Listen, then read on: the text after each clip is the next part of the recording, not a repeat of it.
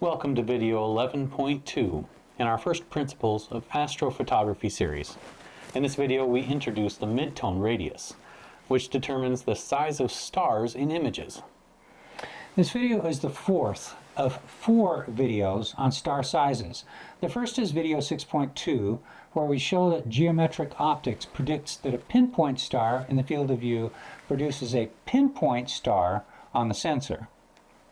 The second is video 8.1, where we show that the diffraction of light through a telescope aperture spreads out light into an airy pattern on the sensor with a full width at half maximum that applies equally to all stars in an image, regardless of brightness. The third is video 9.2, where we show that atmospheric turbulence, or seeing, causes yet more spreading of starlight, with all unsaturated stars in an image having the same full width at half max, regardless of brightness. So if all unsaturated stars in an image have the same full width at half max, then why aren't all stars in an image the same size? Because they have different midtone radii. Oh, that's where it comes in. So is a midtone halfway between a monotone and a baritone? No, but you'll be singing when you find out why bright stars are larger on images than faint stars. Yes, you will. Okay, we'll see. This video relies on stretching concepts discussed in video 10 and is based on section 11.2 of our first Principles of Astrophotography book, which is linked in the description below. I'm Ren Edwards. And I'm Boyd Edwards. Let's talk sensor sensibility. Okay, in a previous video, in fact, video 9.2, we talked about data that we took on the shoe buckle open cluster. So this was a bunch of test data. We weren't trying to get a beautiful image. We just wanted to understand sizes of stars. And we chose M45 because it has a lot of stars in it, both bright and dim.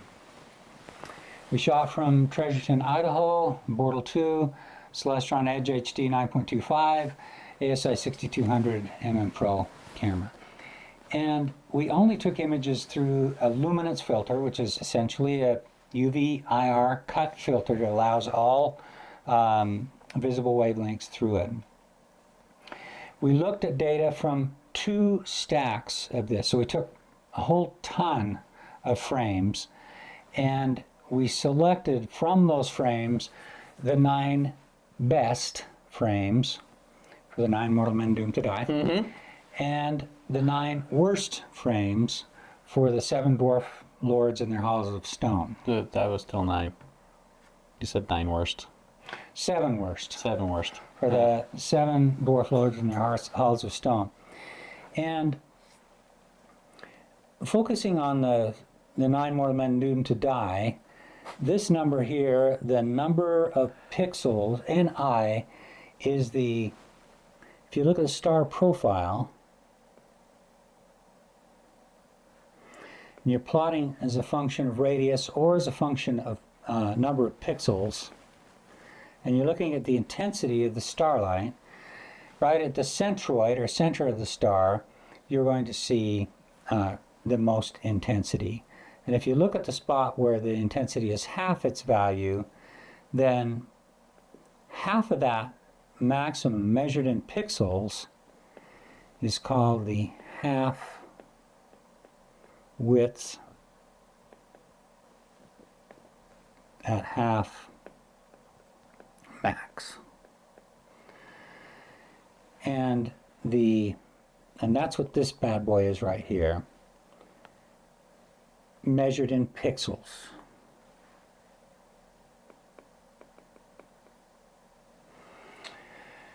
And this is the full width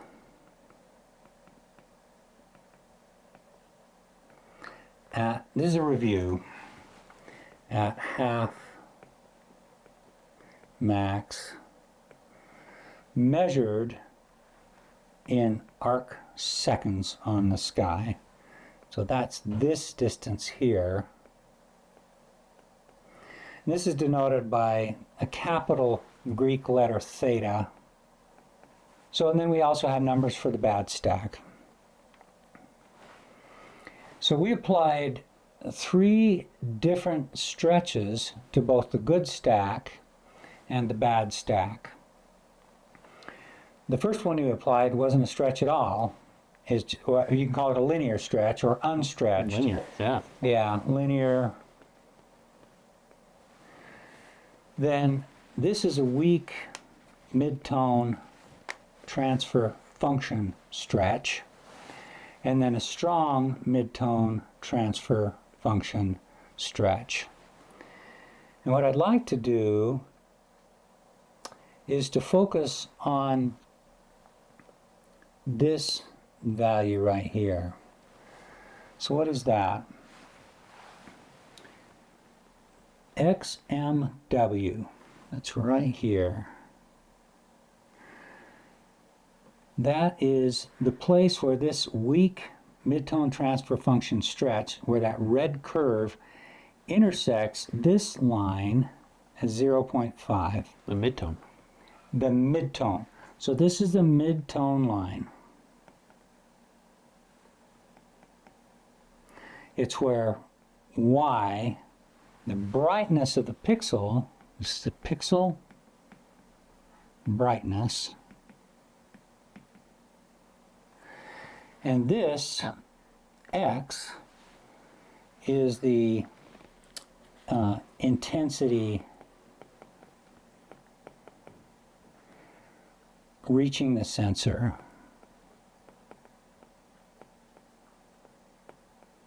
So this number is proportional to the number of photons hitting the sensor.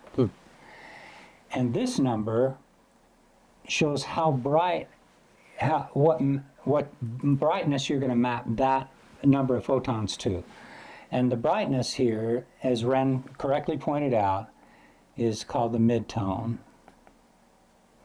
It's halfway between black and white. It's called a midtone gray. And you said that photographers use some other word for it. Yeah, if you're into cameras, it's middle gray. Yeah. Middle gray. Yeah.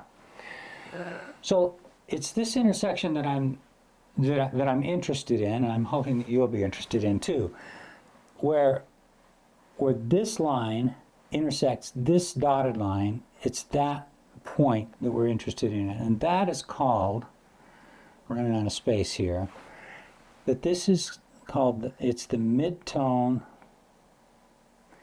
intensity. It's measured in ADU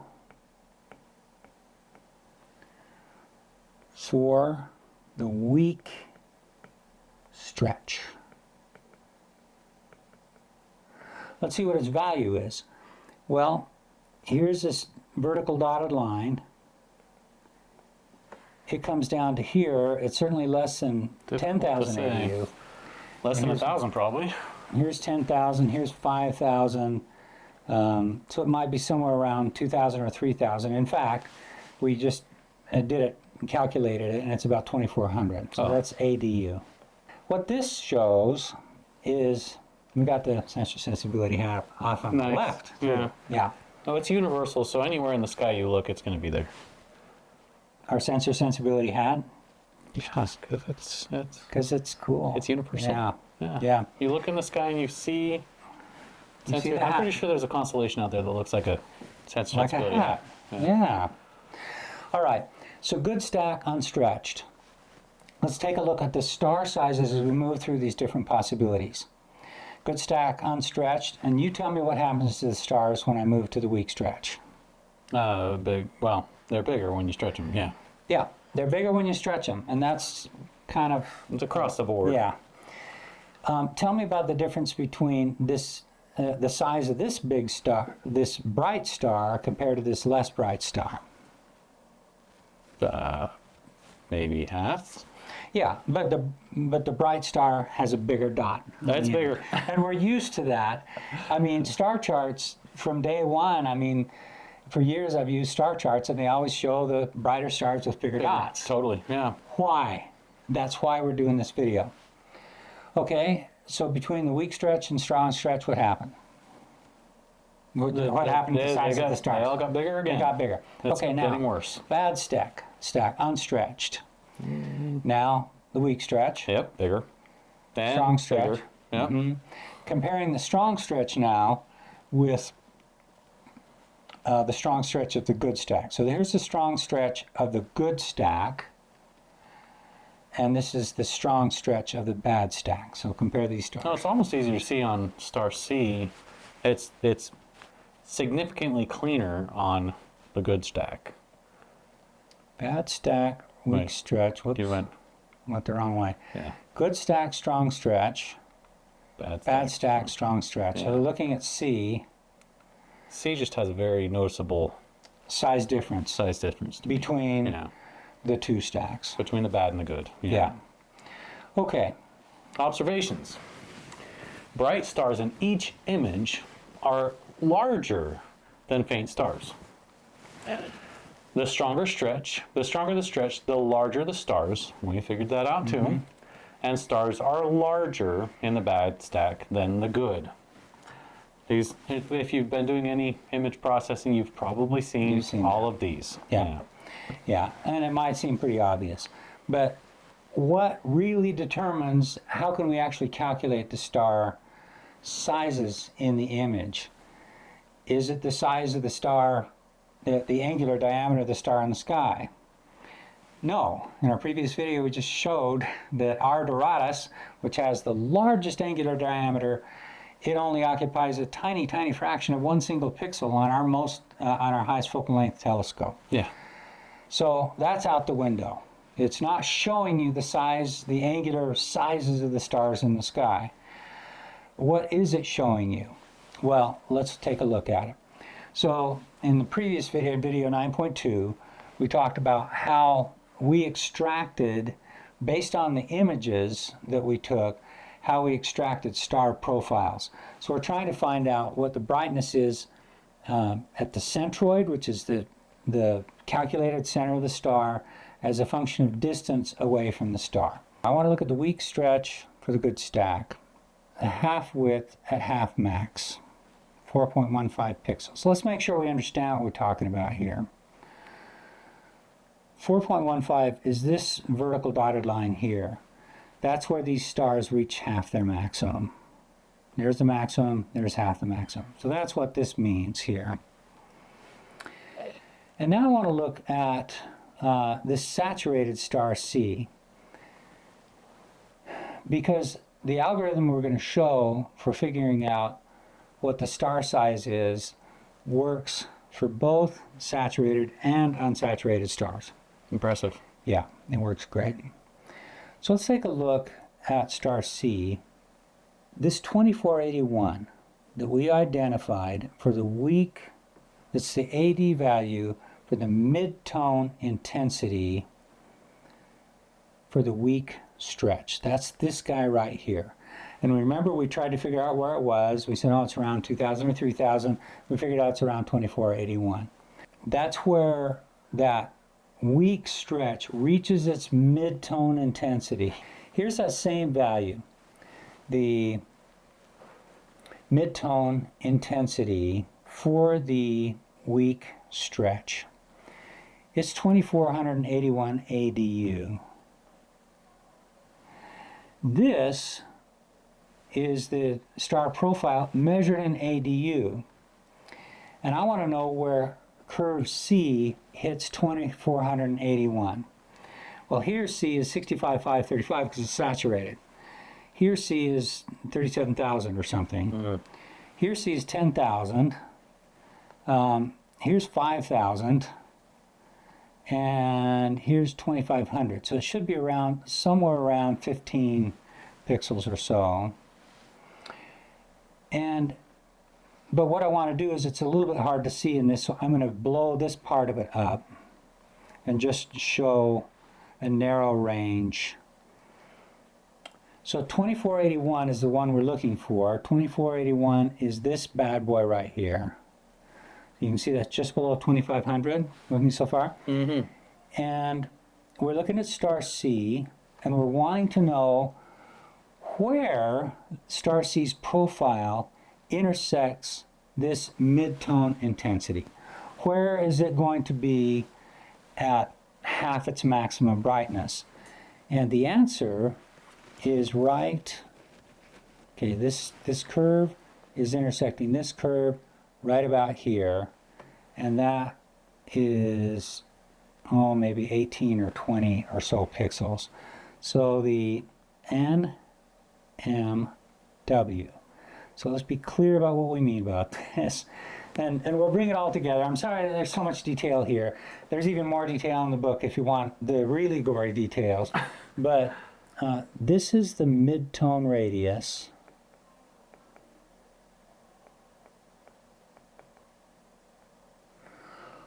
of star C for the good stack.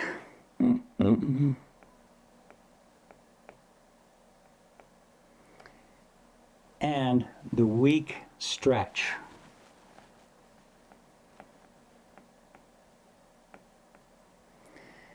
And it looks like to be around 17. Each one of these squares is 300 pixels by 300 pixels. 300 pixels horizontally and 300 pixels vertically. And what I've done is to extract 300 pixel by 300 pixel clips of that image that we had of M35 for both the good stack and the bad stack, and copied them into this table.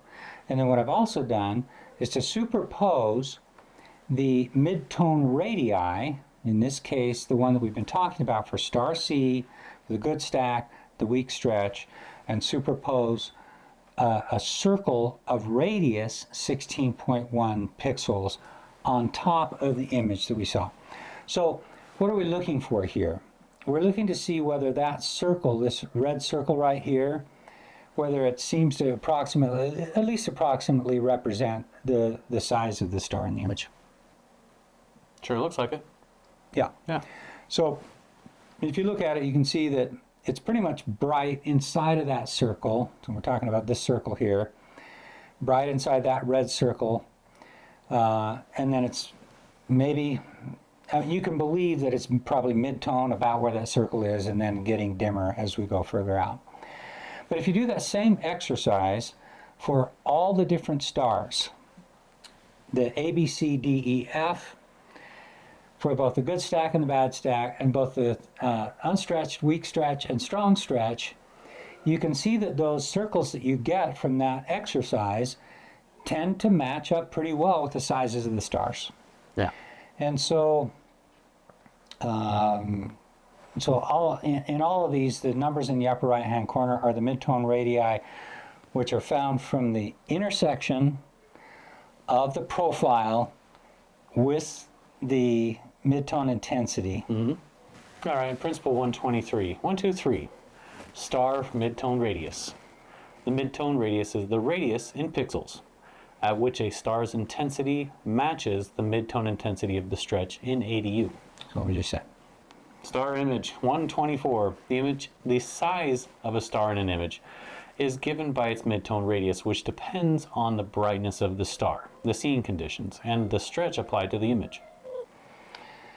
So, does the full width at half max of the star profile depend on the brightness of the star? No. Does the full width at half maximum depend on the stretch? No. You're right. You're right. No. The full width at half max does not depend on the stretch. Yeah. Yeah, it's the profile. It's what it looks like here. But does The it middle depend of on, it is the same. Is at the same yeah, spot? exactly. But does it depend on the seeing conditions? Oh yeah. The full width at half Definitely. max. Yeah. So we saw a big full width at half max for the bad stack, and a smaller for the good stack, etc. So we've explained why bright stars in each image are larger than faint stars.